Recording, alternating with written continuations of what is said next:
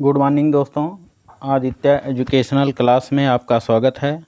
आज हम यहाँ आप लोगों को बीएड डीएलएड से संबंधित सूक्ष्म पाठ्य योजना के अंतर्गत हम व्याख्या शिक्षण कौशल की सूक्ष्म पाठ्य योजना बनाना बताएंगे।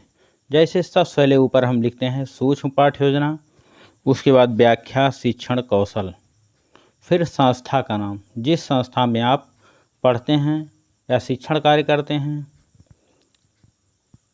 उस संस्था का नाम यहाँ लिखेंगे। उसके बाद ब्रैकेट में अनुरूपी परिस्थितियों में शिक्षण अभ्यास, मतलब उसी संस्था में पढ़ते हुए हम शिक्षण का अभ्यास करते हैं। उसके बाद छात्राध्यापक का नाम या छात्राध्यापिका का नाम, जो आपका नाम होगा यहाँ नाम अंकित करेंगे। उसके बाद दिनांक, जिस दिन यह पाठ्य योजना आपको पढ़ाना है उसका दिनांक लिखेंगे। फिर कक्षा 10 वर्ग ए, विषय हिंदी, चक्र दूसरा, अवधि 6 मिनट। यहाँ प्रकरण हमारा अनुशासन का महत्व। उसके बाद व्याख्या, यहाँ हम व्याख्या करते हैं। मनुष्य एक सामाजिक प्राणी है, उसके लिए यह आवश्यक है कि वह समाज के सभी प्राणियों के साथ सामंजस्य स्थापित करे। इसके लिए अनुशासन का होना अत्यंत आवश्यक है। अनुशासन के बिना किसी भी समाज में अराजकता का माहौल व्याप्त होना स्वाभाविक है। अनुशासन रहित समाज के सभी मनुष्यों को अनेक कठिन परिस्थितियों का सामना करना पड़ सकता है। अनुशासन के बिना आनंददायक तथा सुखी जीवन की कल्पना करना कठिन है। अनुशासन की प्रत्येक संस्था की आवश्यकता है, फिर वह चाहे परिवार ही क्यों ना हो। इसी तरह परिवार के सदस्य यदि अनुशासित ना हों तो उस परिवार का अव्यवस्थित होना स्वाभाविक है। इसी तरह सरकारी कार्यालयों में यदि कर्मचारी अनुशासित ना हों तो वहाँ भ्रष्टाचार का बोलबाला हो जाएगा। अनुशासन के बिना ना तो परिवार चल सकता है, ना कोई संस्थान, ना ही कोई राष्ट्र। अनुशासन किसी भी सभ्य समाज की मूलभूत आवश्यकता है। ये व्याख्या हो गया अनुशासन के महत्व का। उसके बाद पढ़ाई हुए पाठ से प्रश्न पूछे जाते हैं व्याख्या शिक्षण कौशल के अंतर्गत। जैसे पहला प्रश्न यहाँ पर है, अनुशासित रहित समाज के लिए क्या समस्या होती है। दूसरा, अनुशासित किसकी आवश्यकता है या अनुशासन। उसके बाद हम व्याख्या शिक्षण कौशल की निरीक्षण एवं मूल्यांकन तालिका बनाते हैं।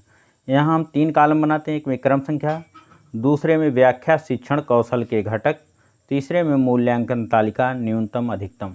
यहाँ व्याख्या शिक्षण कौशल का जो पहला घटक है, प्रारंभिक कथनों का स्पष्टता से प्रयोग, मतलब कि प्रारंभिक कथनों का स्पष्टता से प्रयोग किया गया कि नहीं, कितना किया गया, 0, 1, 2, 3, 4, 5, 6। मूल्यांकन तालिका में देखिए यहाँ पर अधिकतम में 5 पर गोला किया गया है कि मतलब प्रारंभिक कथनों का स्पष्टता से प्रयोग किया गया इतना। फिर दूसरा घटक निष्कर्षात्मक कथनों का स्पष्टता से प्रयोग।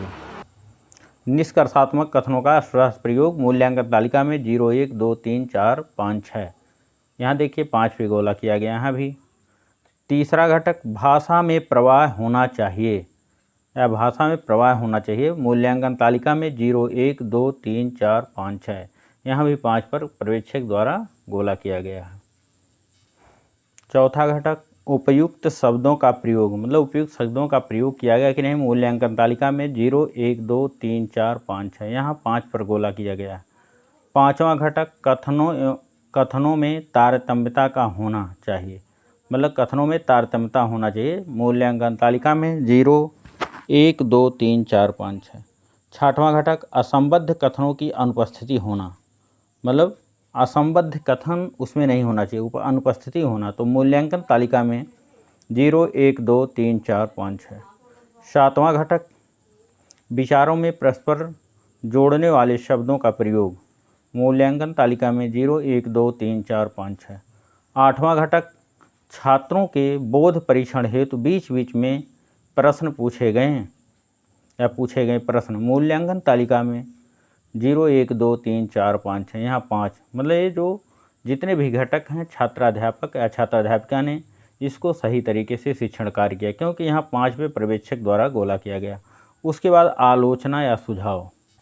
आलोचना या सुझाव के अंतर्गत पर्यवेक्षक जो है यहाँ आलोचना करते हैं। आलोचनाएं जो होती हैं पॉजिटिव और निगेटिव दोनों प्रकार की होती हैं, या आप शिक्षण कार्य में क्या कमियां हैं क्या अच्छाइयाँ उसको यहाँ पर्यवेक्षक द्वारा लिख दिया जाता है। जैसे यहाँ लिखा हुआ है कि प्रारंभिक सूचनाएं व्यवस्थित या सुंदर अंकित, मतलब जो दिनांक अच्छा विषय प्रकरण लिखा गया प्रारंभिक सूचनाएं व्यवस्थित अंकित हैं। दूसरा आत्मविश्वास ठीक है, मतलब आत्मविश्वास यहाँ पर ठीक है। तीसरा भाषा में प्रवाह था। चौथा व्याख्या उत्तम ढंग से किया गया। हाव भाव ठीक हैं। छठवां छात्र शिक्षण में रुचि ले रहे हैं। श्यामपट्ट पर लिखते समय उच्चारण भी करें। एक ही निगेटिव यहाँ कमेंट किए गए कि श्यामपट्ट पर जो लिखते समय उच्चारण करते रहें। Thank you class.